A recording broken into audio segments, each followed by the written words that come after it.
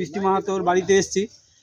আমরা বৃষ্টি মাহাতোর যে পরিচয় সেটা কিন্তু আগে জানতাম না, তার কর্মেই কিন্তু আমরা তার পরিচয় পেয়ে এখানে এসেছি। আমাদের মন বলেছে যে এখানে আসতে হবে।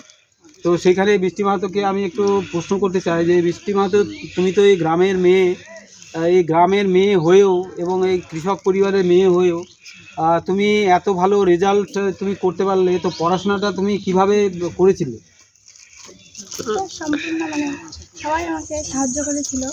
তো আমি চেয়েছিলাম মাধ্যমিকের পর থেকে ভালো রেজাল্ট করতে, তো সম্পূর্ণ নিজের ইচ্ছা প্লাস পরিবারের সবাই সাহায্য করেছিল।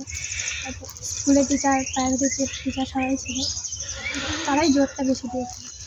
তোমার হচ্ছে প্রাপ্ত নম্বর ছিল 480 এবং আমি যা দেখলাম, এবং এটা আমার মেয়ে আমাকে দিয়েছিল যে বাবা এই যে এরা ভালো রেজাল্ট করেছে। তো তুমি চতুর্থ এখানে, মানে এই জেলাতে চতুর্থ স্থান দক্ষিণ দিনাজপুরে। তো আমরা চাচ্ছি যে আমাদের এই সমাজের লোকেরা, সমাজের ছেলেমেয়েরা যাতে আরও ভালো ভালো করে পড়াশোনা করে। এই মোবাইলের যুগে, তারপর গ্রামগঞ্জে এত অসুবিধা সত্ত্বেও এত ভালো রেজাল্ট হচ্ছে। তো তোমার ভবিষ্যতে এই রেজাল্টটা যাতে আরও ভালো কাজে লাগে, সেই জন্য তোমার কি মানে ভবিষ্যতে কী নিয়ে পড়ার? জিওগ্রাফিতে অনার্স নিয়ে পড়ো। আচ্ছা। তো ঠিক আছে, তুমি জিওগ্রাফিতে অনার্স নিয়ে পড়ো। এবং পড়াশোনার ব্যাপারে আমরা বলি, আমরা কর্মী সমাজ উন্নয়ন সমিতি, আমরা যেমন ভাষা সংস্কৃতি বাঁচাচ্ছি, তেমনি আমাদের ছেলেমেয়ে যাতে পড়াশোনা করতে পারে, তার জন্য আমরা সবাই মিলে যে এতজন এসেছি, তার মানে কোথাও কোনো অসুবিধা হলে তোমরা অবশ্যই আমাদেরকে জানাবা। আমরা যতটা সম্ভব পারবো আমরা কিন্তু মানে তোমাদের পাশে থাকবো, কারণ তোমরা আমাদের পাশে থাকবে। আমাদের সমাজটাকে তোমরাই কিন্তু একদিন মানে এগিয়ে নিয়ে যেতে পারবে। তো সেই কারণে আমরা এখানে আসা। তো যাই হোক, তোমার সাফল্য আশা করি। তো তোমার এর পরে যারা ভাই বোনেরা আছে, যারা পড়াশোনা করে, তাদের প্রতি তোমার কি মানে সন্দেশ আছে, বা কি মানে উপদেশ বা সাজেশন আছে যে কিভাবে পড়াশোনা করতে হবে? বা টেস্ট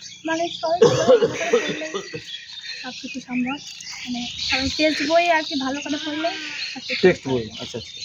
আর তার সাথে সাথে এখন একটা জিনিস দেখা যায়, মোবাইলের প্রতি ছেলেমেয়েদের খুব আকর্ষণ।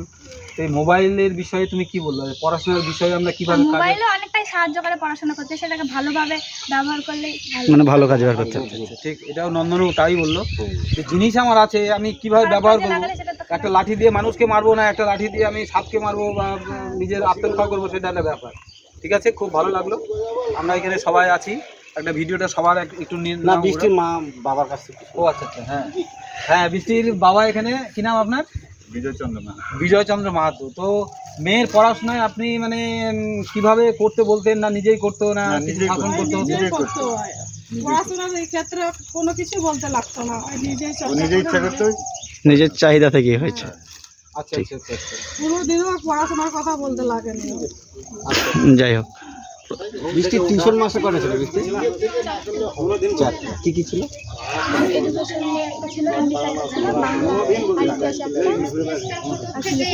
সব মাস্টার কি লোকালই ছিল? লোকালি এডুকেশনটা শুধু ভালো। তো ঠিক আছে, মানে আমাদের সমাজের বিভিন্ন ধরনের লোক আছে, টিচার, ডাক্তার, ইঞ্জিনিয়ার, সব রকম আছে। কোথাও কোনো অসুবিধা হলে আমাদের ঝাড়খণ্ড, উড়িষ্যা, আসাম, বাংলা, কলকাতা, সব জায়গায় আমাদের কেউ না কেউ আছি। আমরা আমাদের সমাজের জন্য কাজ করছি, সমাজের ছেলেমেয়েদের জন্য কাজ করছি। কোথাও কোনো অসুবিধা হলে অবশ্যই বৃষ্টি বলতে হবে, বা আপনাদেরও বলতে হবে। তাহলে আমরা যতটা সম্ভব, যতটা মানে পারবো, আমরা সহযোগিতা পারি। বৃষ্টি আমাদের দক্ষিণ জেলার কিন্তু একটা গর্ব। বৃষ্টি দক্ষিণ দিনাজপুর জেলার গর্ব, আমাদের সমাজের গর্ব, বিশেষ করে আমাদের সমাজের সঙ্গে গর্ব যে বৃষ্টি দক্ষিণ দিনাজপুর জেলার মধ্যে আজকে চতুর্থ স্থান অধিকার করেছে।